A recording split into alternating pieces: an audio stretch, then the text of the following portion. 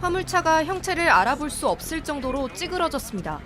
도로는 온통 사고 잔해물로 뒤덮였습니다. 오늘 오전 2시 46분쯤 서산 영덕 고속도로에서 화물차 4대가 잇따라 추돌했습니다. 이 사고로 9톤 화물차 운전자 1명이 심정지 상태로 병원에 옮겨졌습니다. 다른 화물차 운전자 3명도 다쳐 병원에서 치료를 받고 있습니다. 불과 이틀 전인 지난 10일 오전 같은 고속도로에서 다중 추돌 사고가 났습니다. 서산 영덕고속도로 곳곳에서 차량이 추돌했고 모두 5명이 숨졌습니다.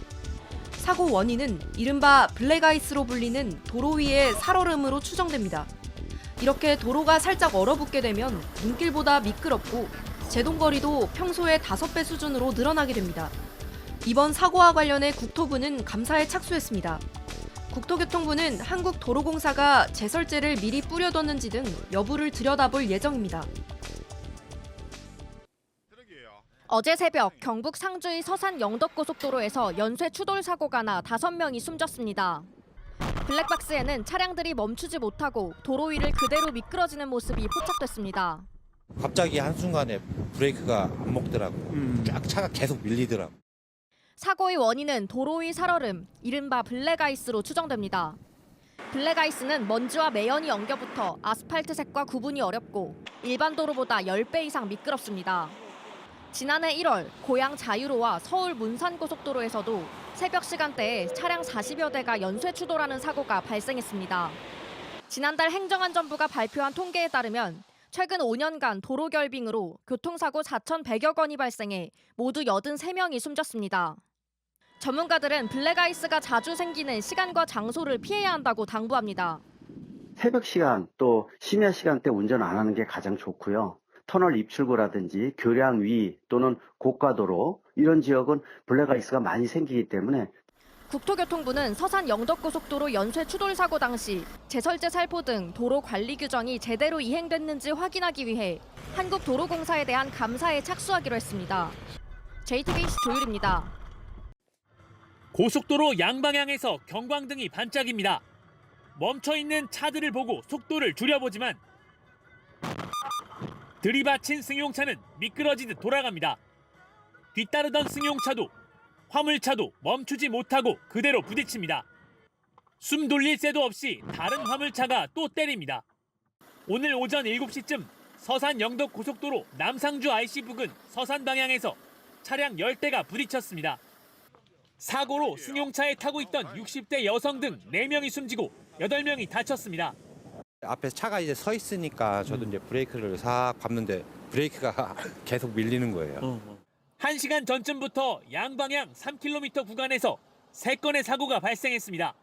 오전 6시 7분 영덕 방향에서 사고로 멈춘 승용차를 피하던 윙바디 화물차가 도로 밖으로 떨어져 40대 운전자가 숨졌습니다.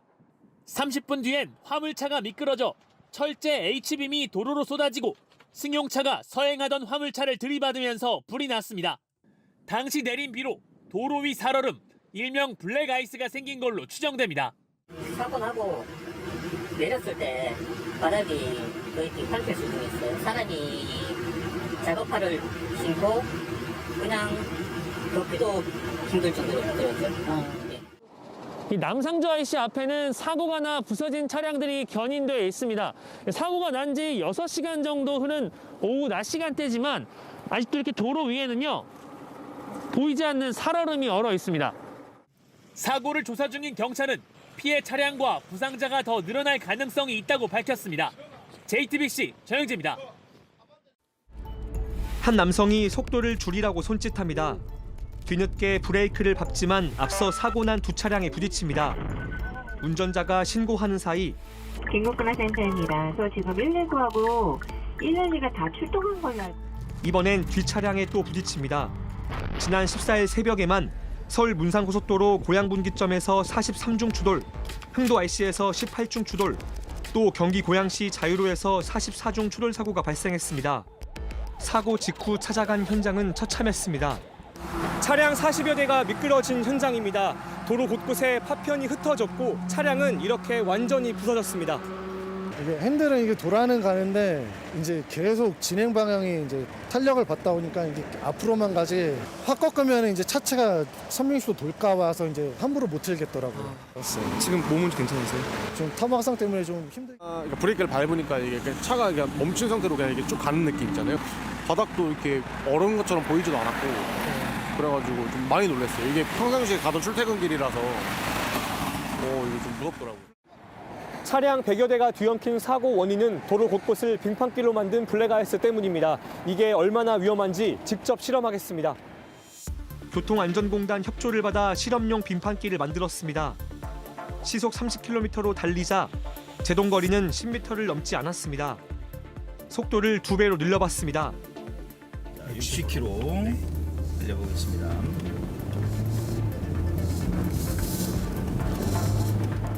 60당 나왔습니다. 밟겠습니다.